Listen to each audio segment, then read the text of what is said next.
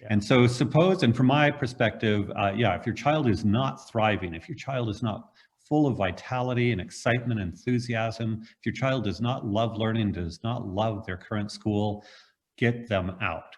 But that's easier said than done, and we want to acknowledge that. So I'll go to my co-moderators and say, what do you do if your child's not moderating? You go home and cry? I mean, not moderating. What do you do if your child's not thriving? Yeah, do you go home and cry, or what do you do? We should be more practical, I think. Kath, you want to start? Well, sure, right. Like, it's just so heartbreaking. You know, I had that happen with my son, you know, and it was like Friday night. He was already like starting to get anxious about Monday. He didn't enjoy the weekend because he had just so much anxiety surrounded by having to go to school. And I'm just sort of like, I remember it with my daughter, and my children were in Montessori schools when they were younger. So we're not talking like some awful public school. But I was finding that, you know, they'd come home from school and I'd be unpacking all the social stuff that had gone on, and I hadn't been there and I didn't really know what had been going on. And you know, when I pulled them out to homeschool, well, really just to get them out of the system, because I didn't feel like I could, you know, I was really addressing their needs. All of that went away, and I started really listening to your children, to my children, and what they really needed.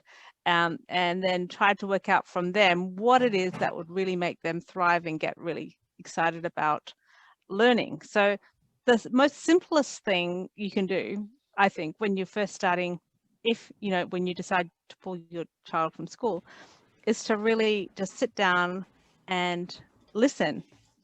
And that simple act of just listening to your child every day is going to give them so much confidence that, first of all, they're being listened to, but in their opinion and what they're thinking and feeling. So that is really the first step when you pull your child out of school and try and work out what to do, because there's no manual that's been written telling you what to do.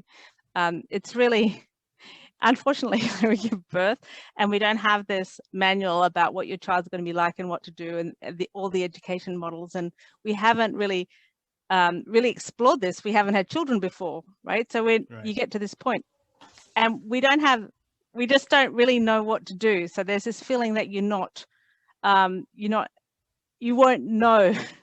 And it's just this fear of the unknown that really stifles parents' ability to feel confident in making the right moves, right? Mm-hmm. But the right move is always something that is completely in line with your child.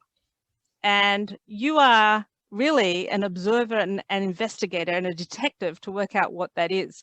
No school is going to be able to do that for you, right? They're just going to say, well, this is what normal looks like, right? And average looks like.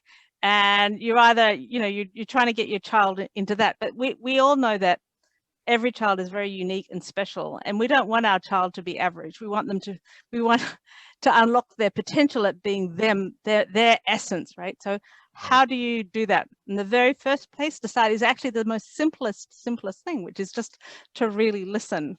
And then after you've been listening for a while, then you can start working out a plan.